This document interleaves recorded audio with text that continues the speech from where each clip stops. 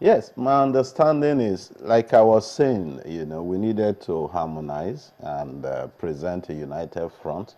The president was away, as you knew. He came in, I think that night, and needed to talk to his party members, and that was the only opportunity that was done. But truly, maybe nobody anticipated that all the party members would not come, okay, and that it's not possible to delay the process at the National Assembly. But as it turned out, that is what happened. Of course, we are dealing with PDP. You know how they are. But would you agree with some people who say APC is naive when it comes to I don't think kind it's of political naivety. issues? The truth is that in other climes, I really think that it's a give and take process. I don't think that people cannot look at the overall interest of the country and make sure that things are done in a particular way. But what has happened has happened. I think this is where we are. It was not anticipated. It happened, and like he said, a quorum obviously was there for them to do what they had to do. Dr. Yusuf, you've watched the entire process. You've heard that question we asked, the back and forth. What do you think played out in your view? I think it's the inability to manage diversity. Don't forget that when you talk about politics, you're talking about people coming together, people of divergent views, people who have their permanent interests, trying to have a collectivity. So in this particular case, Saraki had his own group had his own, Lawan also had his own. The political leadership within APC also had its own. And don't forget that PDP was also ready to play the active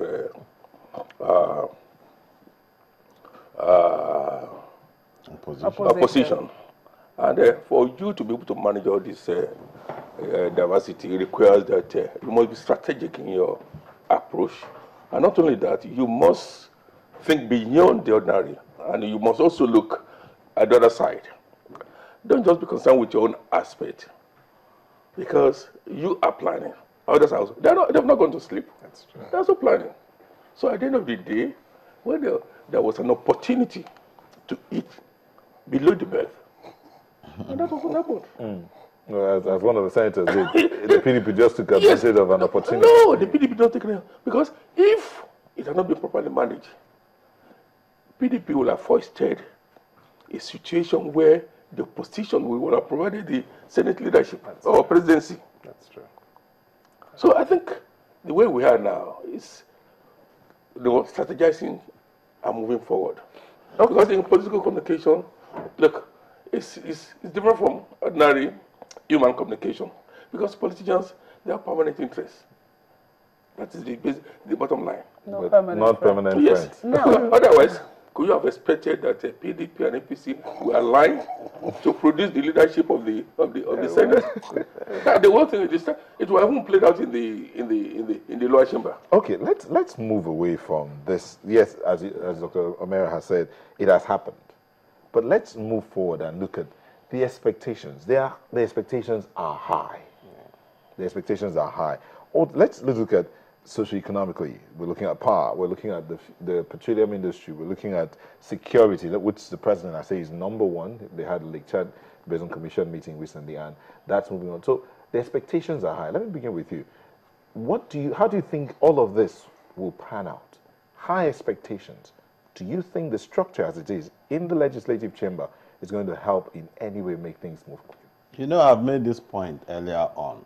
A lot of this will be between the party, APC, and the current Senate president. He really was part of the movement to produce, to listen to Nigerians, to offer Nigerians the change program. We have our manifestos, we have our programs which include security, poverty alleviation, employment, education. Look at the power situation. So there's a lot of challenges. We just went through a crisis of fuel and all that, you know. Are we done with that crisis? Are we done with that crisis? I mean, subsidy. So there's a lot in the plate. And the expectation, like you said, is really high. Nigerians are expecting. And I know the Senate president is part of this. He committed himself to the APC. So I believe that he will really have to take a walk. It's going to be tough, but he has to manage the Senate and the whole process to ensure that Nigerians' expectations are met. Because the requirement of the Senate right now is we need a vibrant Senate, a proactive Senate, National Assembly that is going to support the president, that is going to ensure that the programs that are out there that Nigerians vote for are not truncated. I also believe that the PDP people are also Nigerians. I think they would also see that, look, we need to. But I do know that they want to. I come to my friend. They are looking at 2019, and they are not likely to want to help us to achieve so so how much. easy do you think this is going to be for the Senate president, you know, to be able to carry out whatever he needs to do with a deputy that is from the PDP? Number one, there has to be a switch, not only of chairs, there has to be a switch of slogan. Immediately, APC has to drop change. PDP takes up change. No, let me tell you. I don't understand. No, I'm coming. I'll tell you. And when I talk, I look at the future. APC has to drop change today and pick up power to the people. PDP has to drop power to the people and take up change. That is what is going to play out As in, today. the two parties have to buy into each other. Switch, not just buy. What will sustain APC today is in the first 1 year, forget politics. Attack the people as if your life depends on it. Bring out programs. Maybe change the word. By Serve the the people. people. That serve the Okay. people. Do you understand me? Think in terms of socialist programs that will buy the confidence of the people. The moment you buy the confidence of the people, which is your greatest asset, then you can now start to go to work politics. If APT starts on politics today, the mantra of the PDP from day one is going to be, they say change, they have not changed. They say change. In fact, they should change. PDP is going to be shouting. And if PDP buys the people first, whoever buys the people is going to be the winner of the ultimate. Okay, let me bring Dr. where we Yusuf are, here. He's a communications person, so do you agree with that? Well, I've been switching trying to align myself with this postulation. Regrettably, I've not been able to get that. But I think, you see, politics is all about managing the interests. The interest of the people. We'll talk about it. At the moment, what are we expecting that the government should do for us? First, we're talking about security, because without security, any other thing will come to naught. We're talking about power.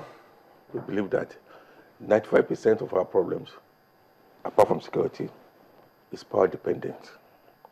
So, if the executive, to me, I mean, the legislature is just the second arm. The most important arm is the executive. It's the executive that will dictate the pace. And I think the leadership of the party and the executive, that is, those in the position of leadership in this country, must come together, harmonize their opinions, and have a strategic way of piloting the country. You see, much of politics should be jettisoned to the background. Thank you. And they must be able to move forward. Thank you. And it's a situation where you have to be able to manage people, Thank you. manage conflicts, manage resources. So you got me. I got you, but not the way, not the perspective. Not the technology. Not the perspective you are looking at it. You have said the president should take the leadership. So far, how would you rate what he has done so far? He has embarked on a lot of diplomatic shuttles. I mean, quite well. remember the same thing Obasanjo did and all the rest. But I